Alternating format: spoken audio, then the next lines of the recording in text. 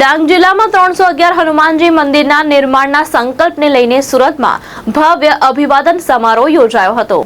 ડાંગ જિલ્લામાં 311 હનુમાનજી મંદિરોના નિર્માણના સંકલ્પને લઈને સુરતમાં ભવ્ય અભિવાદન સમારોહ પ્રસંગે પદ્મશ્રી ગોવિંદ ધોળકિયા અને દાતાશ્રીઓનું સન્માન કરવામાં આવ્યું।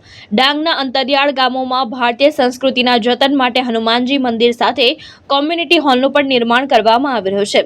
અત્યાર સુધીમાં અંદાજે 175 મંદિરનું નિર્માણ પૂર્ણ થયું છે। આ કાર્યક્રમ દરમિયાન આગામી સમયમાં 1111 મંદિરના નિર્માણનો નવો સંકલ્પ પણ લેવામાં આવ્યો હતો। કાર્યક્રમમાં ભારતના પૂર્વ રાષ્ટ્રપતિ રામનાથ કોવિંદજી, ગુજરાતના રાજ્યપાલ આચાર્ય દેવવ્રતજી અને ભાજપ પ્રદેશ અધ્યક્ષ જગદીશ વિશ્વકર્મા પણ ખાસ ઉપસ્થિત રહ્યા હતા।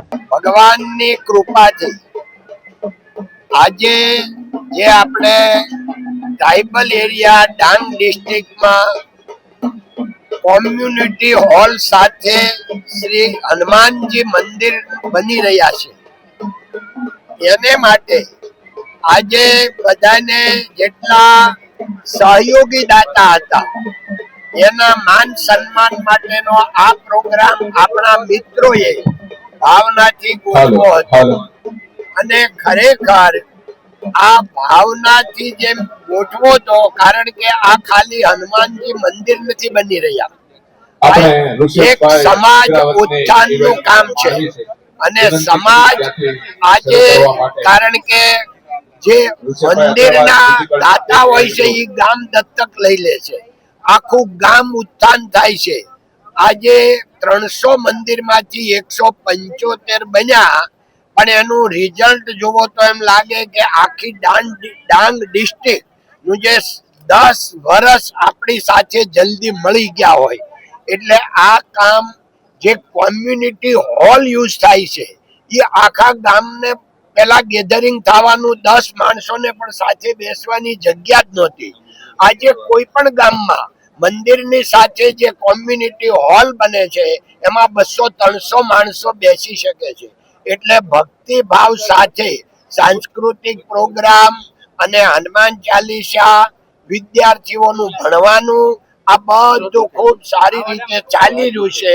એટલે એનું જે આજે સહયોગી દાતાઓનું માન સન્માનનો પ્રોગ્રામ હતો એમાં દિલ્હીથી આપણા ભારતના 14મા રાષ્ટ્રપતિ શ્રી રામનાથ કોવિંદજી પણ પધાર્યા હતા અને એની સાથે આપણા ગુજરાતના ગવર્નર સાહેબ શ્રી દેવવ્રત આચાર્ય સાહેબ પણ પધાર્યા હતા અને સાથે સાથે વિશ્વકર્મા સાહેબ પધાર્યા હતા અને આપણા સુરતના સૌ પ્રતિષ્ઠિત મહાનુભાવો માન સન્માન મંદિરને આપવા માટે પધાર્યા હતા। સૌનો ખૂબ ખૂબ આભાર, ધન્યવાદ, જય હિન્દ, જય ભારત, નમસ્તે। એટલે મંદિર બનાવવાનો સંકલ્પ કર્યો છે ભાઈ, આપણે સંકલ્પ કર્યો ત્યારે તો ડાંગ ડિસ્ટ્રિક્ટના 300 મંદિરો હતા એટલે 300 મંદિરનો સંકલ્પ કરેલો, પણ ભગવાનની દયાથી આજે પછી જે આ મંદિરો જાને એનું જે રિઝલ્ટ આવ્યું, લોકો જે જોડાયા,